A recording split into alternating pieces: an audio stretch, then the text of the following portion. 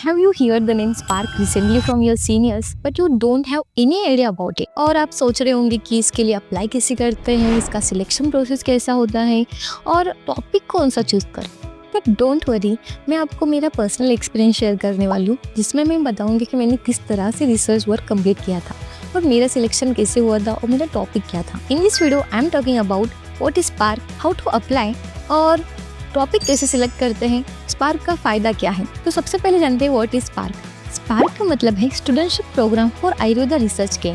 यह CCRS द्वारा conduct किया जाता है और इसका मेन गोल होता है आयुर्वेद में रिसर्च के लिए इंकरेज करना और research process step by step सिखाना। हाउ टू अप्लाई, इसका एप्लीकेशन प्रोसेस बहुत ही सिंपल होता है। आपको अक्टूबर नवंबर में इसका फॉर्म आता है तो ऑनलाइन फॉर्म भरना पड़ता है। उसके लिए आपको एक प्रपोजल रेडी करना पड़ता है। तो प्रपोजल में आपको लिखना होता है आपका टॉपिक क्या है और मतलब उसका एम्स एंड ऑब्जेक्टिव क्या है, आप किस तरह से रिसर्च कंप्लीट करने वाले हो और उसका फ़ायदा क्या होने वाला है। How do they select you, usually उनके पास 2-3 हज़ार लोगों का एप्लीकेशन आता है, बट उनमें से वो सिर्फ 300 लोगों को सिलेक्ट करते हैं।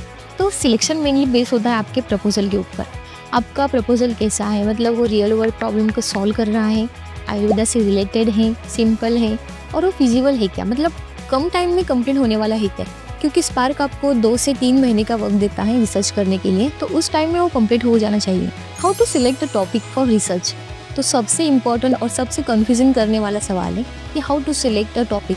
क्योंकि आपको ऐसा टॉपिक ढूंढना पड़ता है कि जिस पे ऑलरेडी रिसर्च नहीं हुआ हो और वो टॉपिक टाइम बाउंडेड भी होना चाहिए, इजी होना चाहिए, सिंपल होना चाहिए, कोई कॉम्प्लेक्स आपको रिसर्च नहीं करनी है यूजी लेवल पे। उसके बाद आपको जो टॉपिक है थोड़ा मैं जनरली आपको सजेस्ट करूँगी कि क्लिनिकल ना ले, क्योंकि क्लिनिकल में आपको टाइम लगता है। आप लैब स्टडी ले सकते हैं क्योंकि आपके पास वैलिड प्रूफ भी होता है। जैसे मैंने लिया था anti cancerous activity of Kanchanar guggul on prostate cancer cell line. Cell line के जो प्रोजेक्ट होते हैं वो थोड़े महंगे होते हैं। आप anti bacterial anti fungal activity भी देख सकते हैं किसी द्रव्य का। अगर आपको इस टॉपिक चूज करने में कोई भी कंफ्यूजन हो, अगर कोई क्वेश्चन हो, तो आप कमेंट डाउन कर सकते हैं। What to do after selection, आपका सिलेक्शन होने के बाद आपको 2 मंथली रिपोर्ट भेजने पड़ते हैं। मंथली रिपोर्ट में आपको लिखना होता है कि आपने अब तक क्या प्रोग्रेस की है, मतलब आपका रिसर्च वर्क कहाँ तक आया है, आपने क्या कौन कौन से स्टेप कंप्लीट किए हैं और फ्यूचर में कौन कौन से स्टेप आप करने वाले हो। और सबसे इम्पोर्टेंट है स्पार्क का क्या फ़ायदा है। तो स्पार्क आपको यूजी लेवल में रिसर्च करने का मौका देता है। उसके बाद आपका CV भी स्ट्रांग होता है इससे, अगर आप हायर स्टडी करोगे तो। और आपका साइंटिफिक राइटिंग स्किल भी इम्प्रूव होता है। और यूजी लेवल में तो स्पार्क का मतलब एक अचीवमेंट ही है।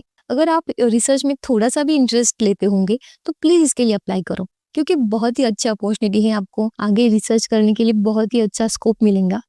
आई होप सो कि आपको ये वीडियो हेल्पफुल होगा, थोड़ा सा भी हेल्पफुल लगा होगा तो प्लीज़ अपने दोस्तों को भी शेयर करो, उनको भी बताओ कि किस तरह से स्पार्क के लिए अप्लाई करते हैं और स्पार्क होता क्या है। और प्लीज़ लाइक, शेयर और सब्सक्राइब करो।